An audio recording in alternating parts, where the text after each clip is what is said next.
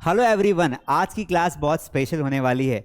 In today's session I am going to teach you most used 100 phrases और English sentences. दोस्तों, ऐसे बहुत सारी फ्रेजेस या इंग्लिश सेंटेंसेस होते हैं जिनको हमें सबसे पहले जान लेना चाहिए कि इन्हें इंग्लिश में बोला कैसे जाता है। जैसे आपने कहा, अरे मुझे तो ये पहले से ही पता था, अभी मैं व्यस्त हूँ, बाद में कॉल करता हूँ।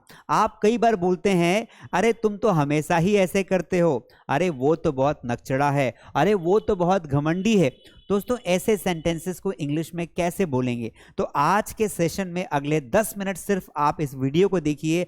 आपको मैं ऐसे 100 के आसपास सेंटेंसेस सिखाऊंगा जो आपको सुनते ही याद हो जाएंगे, और जब अगली बार आप किसी से इंग्लिश में कॉन्वर्सेशन करोगे तो आप आसानी से इंग्लिश में उन्हें बोल पाओगे। और अगर आप किसी से फेस टू फेस कॉन्वर्सेशन नहीं कर रहे हो तो फोन पर जब आपको ये सेंटेंसेस बोलने होंगे तो भी आप आसानी से बोल पाओगे। चलिए शुरू करते हैं। दोस्तों, पहला सेंटेंस हमारा है जिसे हम फ्रेज बोलते हैं, और वो बिल्कुल भी संभव नहीं है। दोस्तों, कई बार हम ये सेंटेंस बोलते हैं कि वो तो, अरे भाई ये तो इम्पॉसिबल है, ये संभव नहीं है। तो इसके लिए हम फ्रेज यूज करेंगे, that's out of the question. क्या बोलेंगे बेटा?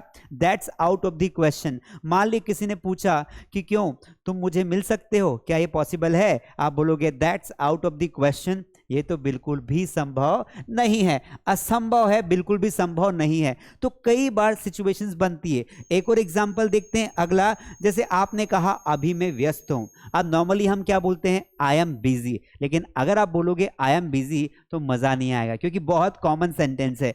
इसकी जगह आप बोल सकते हो, I am tied up right now. क्या बोलोगे बेटा? तो आप इस वाली फ्रेज का यूज करोगे, टाइड अप। टाइड अप का मतलब होता है बहुत ज्यादा बिजी होना, कि आप किसी के लिए टाइम नहीं निकाल सकते हैं। अगली फ्रेज आपको बताऊं और नया तरीका बताऊं इंग्लिश बोलने का, उसके पहले एक छोटी सी रिक्वेस्ट है, लाइक करिए, सब्सक्राइब करिए और शेयर कर दीजिए। और लास्ट में आपको होमवर्क भी दूंगा, कुछ फ्रेजेस दूंगा जिसके मीनिंग आपको बताने होंगे। तो लास्ट तक बने रहना है ताकि नई लर्निंग्स होती रहे। दोस्तों, आई एम टाइड अप का मतलब होता है मैं अभी व्यस्त हूं। मान लीजिए किसी ने आपसे पूछा कि कल घूमने चलें, टाइम मिलेगा, आपके पास टाइम है? आप बोलोगे I am tied up right now, it's not possible, नहीं हो पाएगा क्योंकि मैं टाइड अप हूं। अगली फ्रेज देखिए, कोई जोखिम ना ले। जैसे किसी को बोलते हैं, अरे यार रिस्क मत लेना। हम नॉर्मली क्या बोलते हैं? Don't take risk. लेकिन हम एक नई फ्रेज बोल सकते हैं, उसको बोलते हैं let's not take any chances. तो let's not take any chances का मतलब होता है, भैया हमें कोई चांस नहीं लेना है। जैसे क्रिकेट चल रहा है, क्रिकेट मैच में जो है, आप बॉलर को विकेट लेना है। अब बॉलर विकेट लेगा तो बॉलर बोलेगा, अपने कप्तान से पूछता है कि क्यों कैप्टन साहब, मैं जरा फुल टॉस डाल दूं, मैं जरा मारने जैसे डाल दूं ताकि कैच आउट हो जाए। कैप्टन बोलेगा, no no no, let's not take any chance, कोई चांस मत लो, मौका मत दो। अगली हमारी फ्रेज है, वो है मैं अभी इसे शुरू करता हूं। मैं अभी इसे शुरू करता हूं, इसकी फ्रेज और नया वर्जन होता है बोलने का, I will get right on it. क्या बोलेंगे? I will get right on it. किसी आपके ऑफिसर ने आपको पूछा, क्यों तुम ये प्रोजेक्ट पर काम कब शुरू कर रहे हो? आप बोलोगे बस शुरू करता ही हूं, I will get right on it. I will get right on it, यहां पर इसका फुल फॉर्म होता है आई विल। क्या बोलेंगे? I will get right on it. तो जब भी आपको बोलना हो, मैं बस शुरू करता हूं, स्टार्ट करने वाला हूं, बस जा ही रहा हूं, I will get it right now. अगला है, ये बहुत मुश्किल से पूरा होगा। अगली फ्रेज क्या है बेटा? ये बहुत मुश्किल से पूरा होगा। इसे हम इंग्लिश में कैसे बोलेंगे? तो इसे बोलेंगे दैट्स कटिंग इट क्लोज। क्या बोलेंगे? That's cutting it close. अरे भैया ये तो बहुत क्लोज मामला है, बहुत टफ लगेगा, बहुत हार्ड होगा। तो हम क्या बोलेंगे? That's cutting it close. मेरे साथ 2 बार रिपीट करोगे तो याद हो जाएगा। आई नो गाइस कि ये सेंटेंसेस आपके लिए बहुत नए हैं, और ये भी हो सकता है कि आप इन सेंटेंसेस को किसी के सामने बोलो और सामने वाले को समझ में ना आए। लेकिन अगर आप ये सेंटेंसेस यूज करते हो तो सामने वाला इतना मेक श्योर हो जाएगा कि तुम्हें इंग्लिश का नॉलेज अच्छे से है, तुम्हारा कम्युनिकेशन बहुत अच्छा है। और हमें यही तो करना है, क्योंकि first impression is the last impression. पहला इंप्रेशन अच्छा होना चाहिए। 2-4 फ्रेज चिपका दो सामने वाले को, सामने वाला अगली बार सोच के बात करेगा, उसके दिमाग में हमारी इमेज बहुत अच्छी हो जाएगी। तो दैट्स कटिंग इट क्लोज का मतलब होता है बहुत मुश्किल से काम होगा। कोशिश करने लायक है, it's worth a try. It's worth a try का मतलब होता है कि कोशिश तो की जा सकती है। किसी ने कहा कि क्या तुम इंग्लिश बोलना सीख सकते हो, क्या तुम अंग्रेजी में बात कर सकते हो? बात तो नहीं कर सकता हूं, लेकिन it's worth to try it, it's worth a try.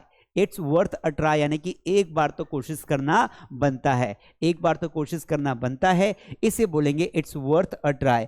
अगला फ्रेज है हमारा बहक मत जाओ। अगला फ्रेज क्या है बेटा?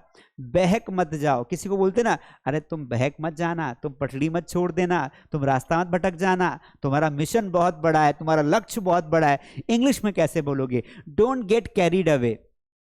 डोंट गेट कैरिड अवे का मतलब होता है भटकना नहीं है, भूलना नहीं है। Don't get carried away. ठीक है, अगली फ्रेज देखते हैं बेटा, चलो देखते हैं क्या होता है। अगली फ्रेज क्या है? चलो देखते हैं क्या होता है। तो लेट्स वेट एंड सी।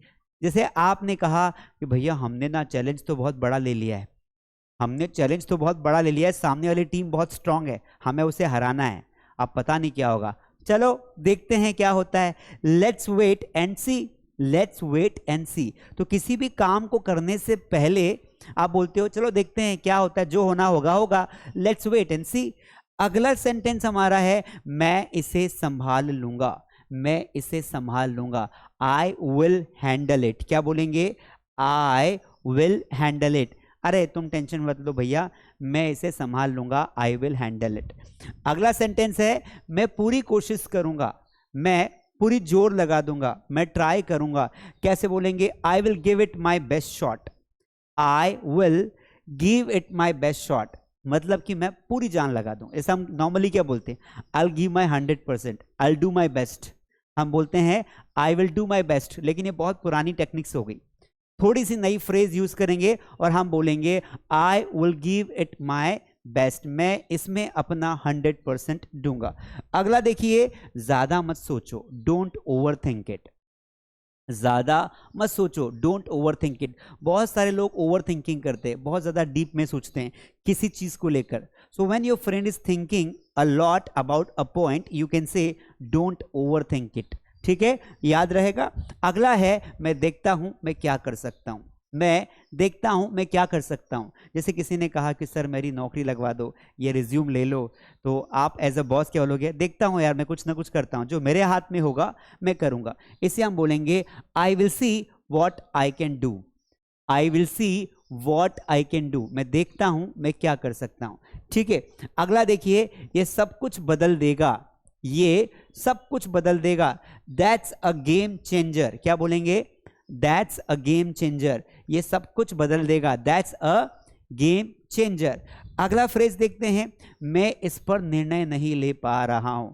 कोई डिसीजन है, आपसे किसी ने पूछा क्यों तुमने कहा था कि तुम जो है इस साल जॉब छोड़ने वाले हो, क्या हुआ? आप क्या बोलोगे?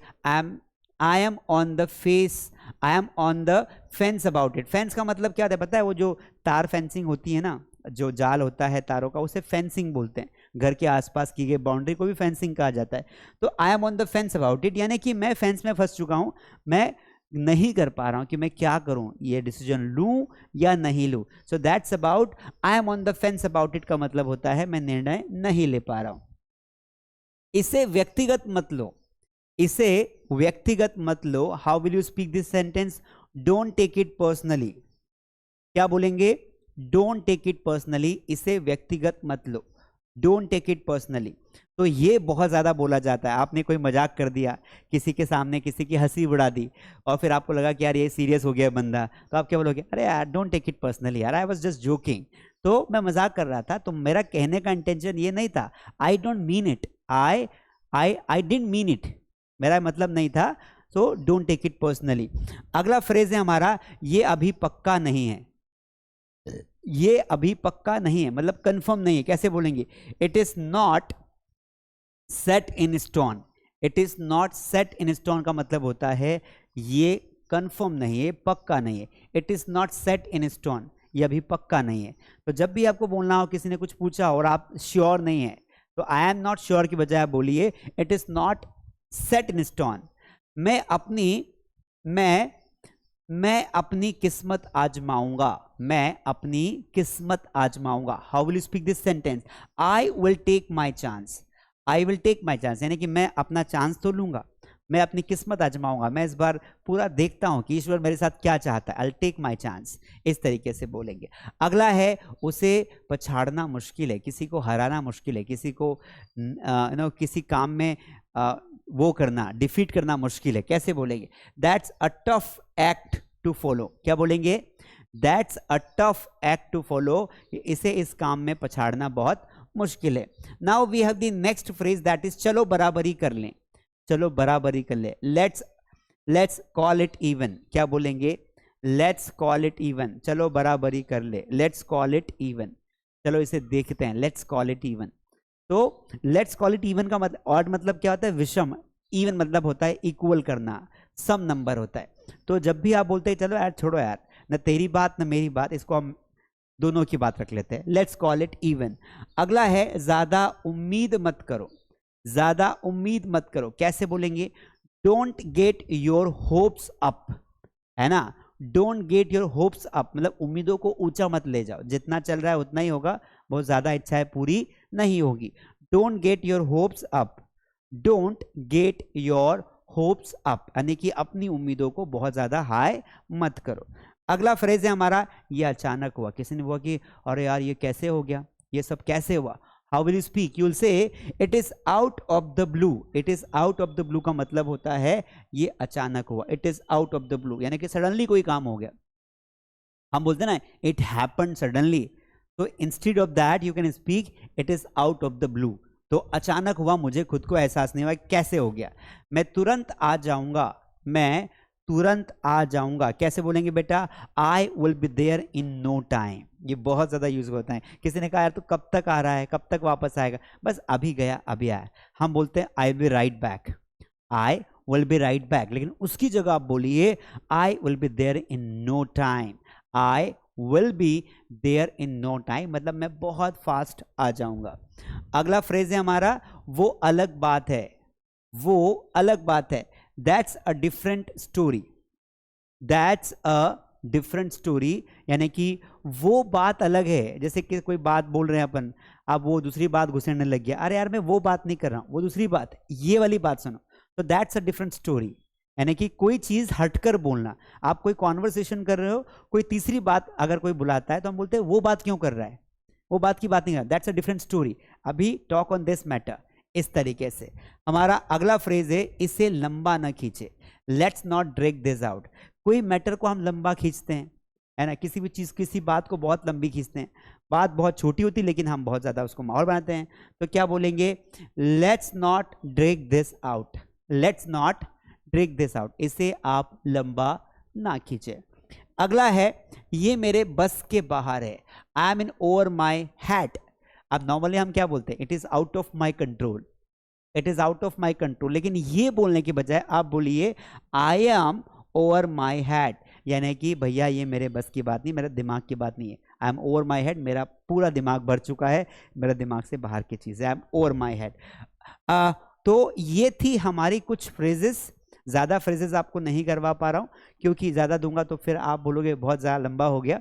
तो उम्मीद करता हूँ कि जो मैंने कुछ फ्रेजेस आपको समझाई, कुछ सेंटेंसेस मैंने आपको बताए, आई होप कि आपको बहुत अच्छे लगे होंगे, आपको समझ में आएंगे। मैं आपको 3 सेंटेंसेस दे रहा हूं, उनकी इंग्लिश आप कमेंट में लिखिए, ये आपको होमवर्क होगा। और अगर आपको मज़ा आ रहा है, आपको ऑनलाइन क्लासेस ज्वाइन करनी है, तो आप स्क्रीन पर दिए गए नंबर पे कॉल करके हमारी टीम से कांटेक्ट कर सकते हैं। मास स्टडी ऐप जो हमारा ऐप है उस पर जाकर आप ज्वाइन कर सकते हैं हमारा प्रीमियम स्पोकन इंग्लिश कोर्स। अब बारी आती है होमवर्क की। आपको ये 3 फ्रेज का मतलब मुझे बताना है, इनके लिए कौन सी फ्रेज हम सेंटेंस यूज कर सकते हैं। तो ये हो गया आपका HW यानी कि घर पर प्रैक्टिस करने के लिए सेंटेंसेस। पहला सेंटेंसेस है, मैंने कहा वो 7वें आसमान पर है, वो 7वें आसमान पर है। दूसरा सेंटेंस जो आपको बताना है, जिसके लिए फ्रेज बताना है, वो है आ, वो है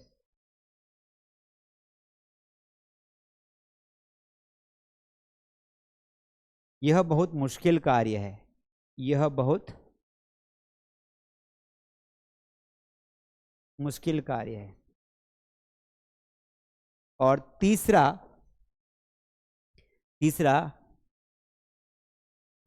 हमें तो पहले से पता था, हमें तो पहले से पता था। गाइस ये 3 सेंटेंसेस है जो आपको करने हैं। उम्मीद करता हूं कि 3 सेंटेंसेस के आंसर आप कमेंट में करेंगे। जो कमेंट में करेगा मुझे पता चल जाएगा कि आपने वीडियो लास्ट तक देखा। कैसा लगा वीडियो कमेंट करके बताएं। मिलते हैं अगले किसी नॉलेजेबल वीडियो में, तब तक के लिए take care, see you in the next one.